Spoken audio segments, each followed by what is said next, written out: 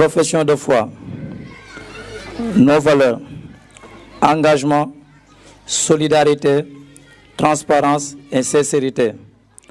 Notre vision, Thiès est une collectivité locale forte, autonome, développée avec une gouvernance rigoureuse, démocratique et transparente. Notre mission, l'institution communale a pour mission de renforcer les acquis dans le domaine de la décentralisation, d'assurer son autonomie financière, de promouvoir l'émulation, l'épanouissement et le développement intégral des Thiessoises et Thiessoises, doter la ville d'infrastructures sociales, culturelles et économiques modernes adaptées aux populations, d'élaborer des politiques sectorielles par une approche inclusive et participative, de mettre en pratique des stratégies gage d'une gouvernance transparente. Orientation stratégique liée à la mission 1. L'instauration et la mise en place des conseils de quartier et la garantie de leur fonctionnement. 2. L'assurance de la démarche inclusive et participative entre l'institution communale et les populations. 3. L'assurance d'une bonne politique de gouvernance locale. Orientation stratégique liée à la mission 2. La recherche des moyens nécessaires pour le financement des projets de société. La recherche de partenaires capables d'accompagner la gouvernance locale. L'assainissement des recettes municipales par une gestion rigoureuse. L'utilisation judicieuse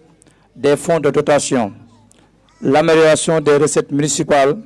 par la création d'autres sources de revenus licites. Orientation stratégique liée à la mission 3. La prise en charge progressive des besoins de base des populations, sécurité, santé, éducation, etc. La sécurisation de l'environnement face à la dégradation climatique, paratonnerre, etc.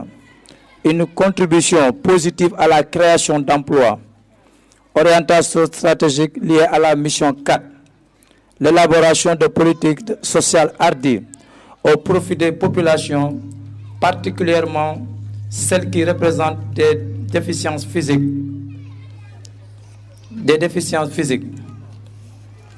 Élaboration et mise en œuvre de politiques sportives et culturelles adaptées au contexte communal. Orientation stratégique liée à la mission 5. Les domaines de compétences transférés à la commune feront l'objet d'une étude minutieuse afin d'élaborer et de mettre en œuvre des programmes objectifs, réalistes, pertinents, capables de répondre à l'esprit de la décentralisation. Orientation stratégique liée à la mission 6. Élaboration et application de mesures rigoureuses qui participent à la bonne gestion des affaires de la cité. La conception et l'utilisation d'outils modernes, efficaces et performants destinés à la gestion de la collectivité locale. Nota bene, par respect aux populations, le candidat du MCSS Fulak Fayda ne veut pas, à l'image de tous les candidats déclarés, vous proposer ce qui est un programme à réaliser durant son mandat sans prendre en compte les préoccupations des populations. Cependant, soucieux de l'importance de la demande sociale, il s'est contenté de vous proposer sa vision de l'institution communale, la mission dévolue à cette dernière et enfin les orientations stratégiques qui cadrent avec l'esprit de la décentralisation. S'il est élu, le candidat du MCSS, fidèle au principe d'une démarche inclusive et participative, organisera des consultations à la base pour identifier les besoins réels des populations, déterminer les priorités de son mandat avec les populations, estimer les coûts et les moyens pour le financement de manière objective, élaborer un programme objectif avec des indicateurs de performance qui permettront à l'heure du bilan d'évaluer les résultats obtenus. La démarche du candidat MCSS Fulak Fayda, Mouvement culturel pour le salut du Sénégal, intervient dans le sens de la rupture par rapport au discours politicien irréaliste servi aux populations dans le but de se faire élire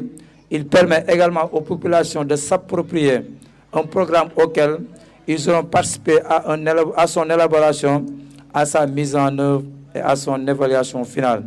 Ensemble, tout devient possible. Retrouvons la fierté d'être Thiessois. Lu mu guddi guddi Thiès la ñuy fanaan. daanaka tey juróom-ñeenti fan ci campagne bi. ndax mën nañ ne yéen a ngi dem directement waajal élection yi MCSS bi nga xam ne yow Babacar Mbaye yaa ko jiite. Babacar Mbaye candidat à la mairie de Thiès demee ci tur bi nga xamante ne mooy parti mouvement culturel pour le salut du Sénégal MCSS Fulla ak Fayda. voilà nu ngeen dundee première semaine campagne bi ak ndax mën nañ ne daal li ngeen doon séntu yéen a ngi jëm ci. waaw li ñu njëkk a def mooy dañuy sant yàlla julli ci yonent bi te jaale suñu mbokk dëkkandoo yi nga xam ñoo wàññeeku ci koñ bi fan yi mu waraloon ñu arrêté woon suñuy activité folklorique ñu di leen ñaanal suñu borom xaare leen aljana yàlla taas ñu seen barke. donc ci occasion bu profité nañ ci def ay porte à porte dem au fond des populations waxtaan ak ñoom expliquer leen enjeu électoral bi nga xam moo am ne leen ñu ndaw lañu dañoo bëgg ngeen dénk ñu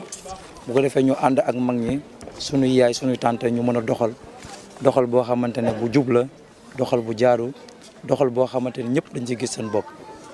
doxal bu ñëpp di gis seen bopp est-ce que mën nañu xam yéen lan ngeen proposé population yi lu concret par rapport ak li fi am. maanaam li ñu leen proposé maanaam mooy dañuy jéem a renforcer li nga mooy acquis dans le domaine de la décentralisation yi fexe ba assurer autonomie financière équipe municipale bi fexe ba promouvoir émulation l'épanouissement et le développement intégral des Thiessoises et Thiessois fexe ba doter dëkk bi ay infrastructures sociales culturelles sportives adaptées aux besoins des populations d'élaborer des politiques sectorielles par une approche inclusive et participative maanaam mooy fexe ba nit ñi ñu boole leen ci mbir mi ñu bokk ci ñu ànd ak ñoom xàccandoo dóorandoo ba lépp lu ñuy def ku ci nekk dañ ciy gis sa bopp. ñu bëri dañ ne élection yi wàllu nawetaan la ku nekk sa tool ngay faral waaye surtout da ngay ñëw askan ne leen lii de jot naa ko fi def ndax Babacar Mbaye am na lu mu jot a proposé waa Thiès Ouest. waaw waa Thiès Ouest li ma leen proposé bëri na parce que déjà rek ànd bi ñu ànd ñëpp nekk benn rek dafa am solo parce que loolu mooy le dialogue social. am na ci loo xam duñu ne ñun ñoo ko fi def mais bokk nañ ci ñu ko fi def ba mu réaliser wu fii tey ci koñ bi ànd ak suñuy rak suñuy xarit ñu ànd ak ñoom accompagner leen wala leen yoon bu ko defee tey loolu réaliser wu. am na ci ay association yu fi nekk am na fa ay daara yu fi nekk am na fa ay daara yu fi nekk donc am na ci loo xam dañ koy def ñun xam nañ ne mu ngi toucher population bi mais duñ ko def defu politicien parce que discours boobu la ñu bëgg a jëlee fii indi fi discours boo xamante ne discours citoyen la. dañuy faral sax di wax ni ñun ensemble tout devient possible retrouvons la fierté d'être Thiessois te it lu mu guddi Thiès gi la ñuy fanaan kon ñu ñëw bokk Thiès mun ñu fa def dara loo xamante ne dañuy nëbboo suñu biir. donc kon lii dafa bokk ci li nga xamante ne communication la wax ak askan bi proposé nañ loo xam ne tey jii bu nu yàlla dénkee mbir bi ñoom ñu ànd ci jàpp naa ne maanaam mbir mu yees doxalin bu yees dina fi am communication bu bees dana fi am slogan yu bees dana fi am. doxalin bu bees ci commune bi dana fa am parce que tam bu ñu fàtte acte 3 de la décentralisation daf ñoo may suñu commune mu nekk commune en plein exercice danañu fexe nag ba taxaw wut ay partenaires de développement fexe ba jàppale jeunes yi fexe ba jàppale femmes yi jàppale groupement féminin yi fexe ba lépp loo xamante ne wàllu emploi ak formation ñu taxaw ci Thiès mën a avancer ñu am partenariat tamit ak ñi nga xamante ne ñoo gagné yeneen communes yi bu ko defee mu nekk un partenariat commun pour les 3 communes. bu ko defee ñu mën a liggéey Thiès mu mën a jëm kanam. am na ñuy laajte Babacar Mbaye ban expérience la en matière de gestion municipale wala collectivité locale loo leen di toll. maanaam mbir mi du expérience mbir mi